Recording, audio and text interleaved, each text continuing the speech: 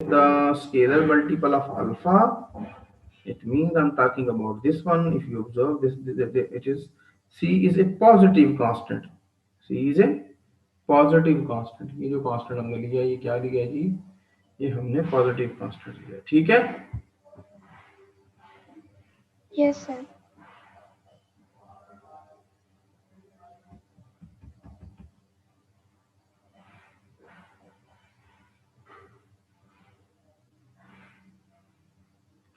तो पॉजिटिव क्यों लिया, कौन बताएगा इस बात को, कौन एक्सप्लेन करेगा? Why should we choose positive? जी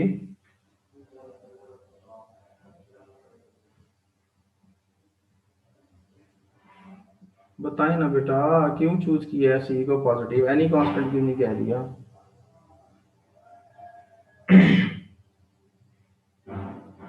बोल ही नहीं रहे।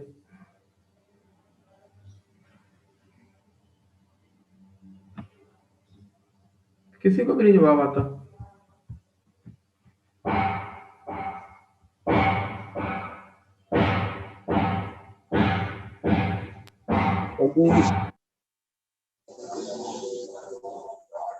एप्सिलॉन बड़ा है 0 से, इस वजह से सी को पॉजिटिव रखा है कि नेगेटिव वैल्यू नहीं जानी चाहिए।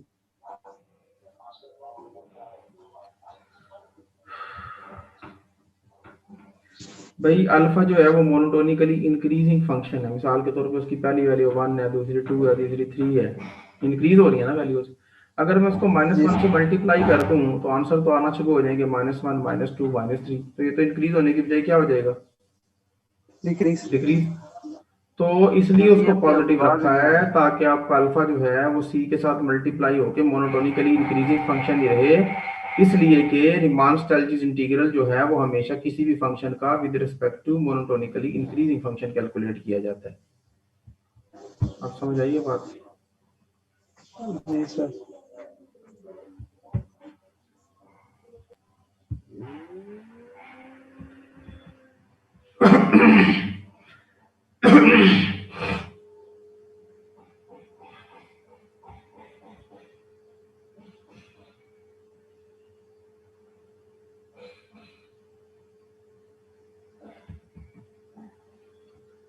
तो ये देखो उसने प्रूव कैसे किया। वो कहता है जी कि let alpha prime is equal to C alpha.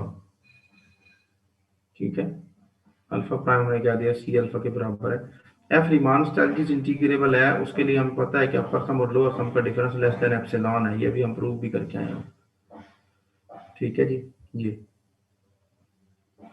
बल्कि गिवन है, सॉरी, यहाँ पर अल्फा कोई डिफरेंट कंडीशन है ना।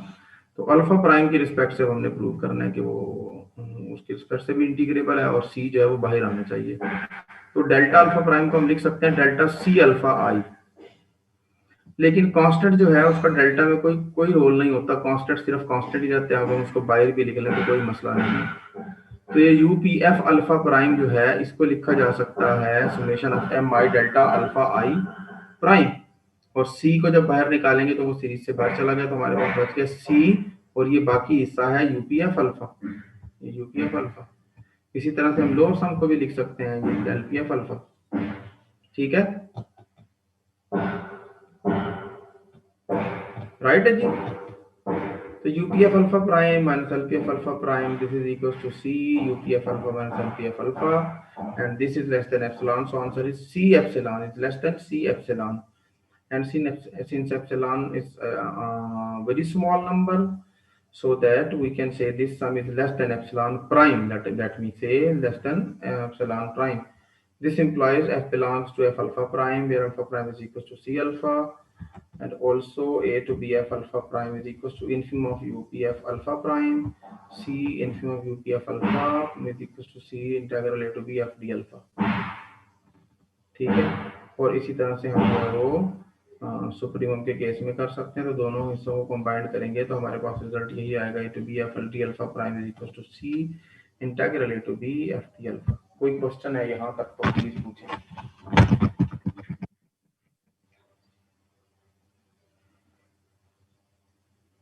जी बेटा।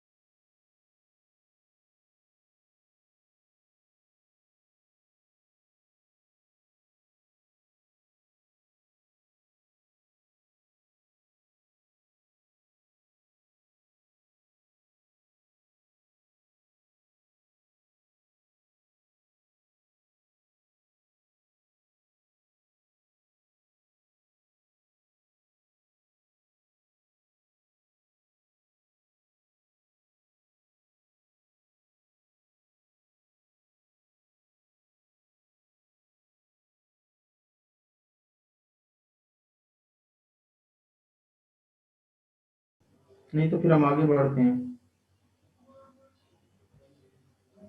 जी।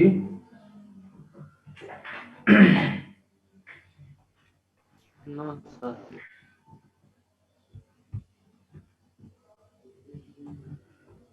Okay, so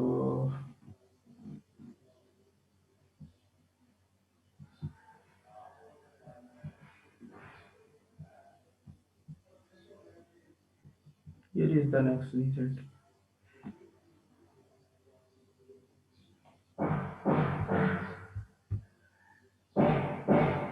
Is this different? Yes, it is different.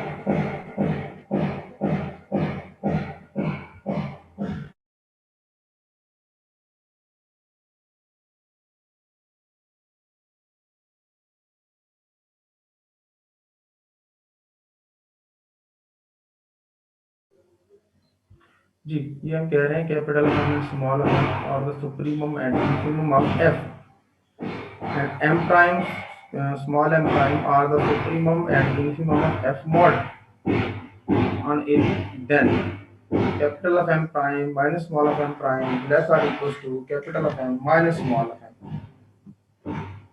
Okay?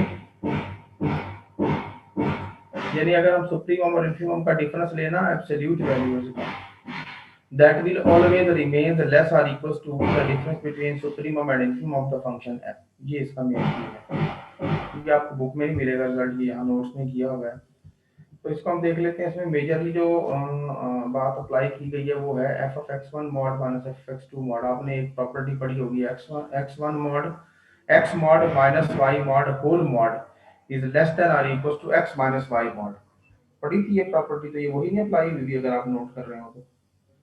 Yes sir, ये कॉम्प्लेक्स एनालिसिस में पढ़ी है। जी जी जी पढ़ी है सर। But this is also true for real valued function as well, उनके लिए भी ये ट्रू है। तो अगर ये सुप्रीमम और इन्फिमम ऑफ एक्स के हैं तो इसका मतलब हम कह रहे हैं एफ एक्स लेस और इक्वल टू रहता है एम से और ग्रेटर इक्वल टू रहता है एम स्मॉल ऑफ एम से। सुप्रीमम इन्फिमम ये तो यही मतलब बनता है ना। तो अगर आप कोई से दो पॉइंट ले लें x1 और x2 ए बी इंटरवल में से, तो उस पॉइंट के लिए चूंकि ये सारे ही पॉइंट के लिए ट्रू है तो कोई सा पॉइंट ले लेंगे आप x1 तो जैसा इक्वल टू रहेगा, और अगर हम m से ले लेंगे तो कोई सा भी पॉइंट ले लें वो m से ग्रेटर इक्वल ही रहेगा। अगर दोनों तरफ माइनस से मल्टीप्लाई करें और ऐड कर दें तो ये रिजल्ट बनता है। अब x1 और x2 को इंटरचेंज कर दें, x2 की जगह x1 को लिख दें, x1 की जगह x2 को लिखें, ठीक है। x1 की जगह x2 लिखें और x2 की जगह x1 लिखें, इंटरचेंज कर दें दोनों को। जब इंटरचेंज करेंगे तो ये बन जाएगा f of x2 minus f of x1। Right side पर कोई फर्क नहीं पड़ेगा, इसमें से माइनस कॉमन ले लें तो फिर यही बन जाएगा minus f of x1 minus f of x2। अब आप मुझे खुद बताएं, अगर हम कहते हैं कि x mod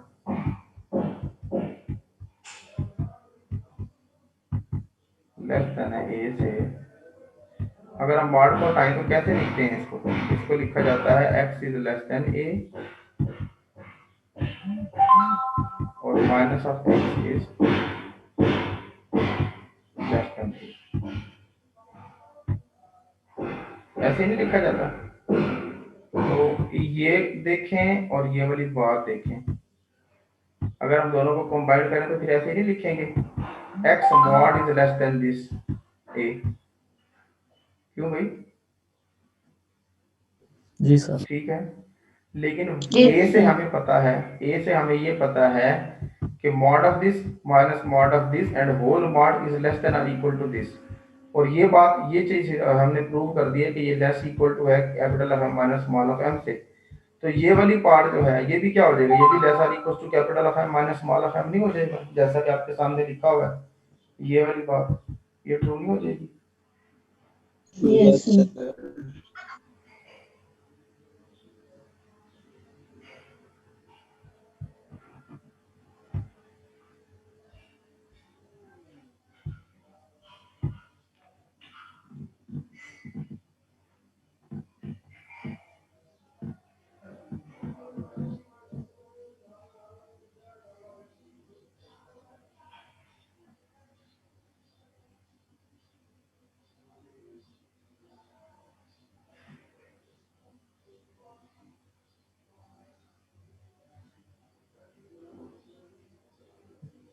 Now, let we talk about the mod values.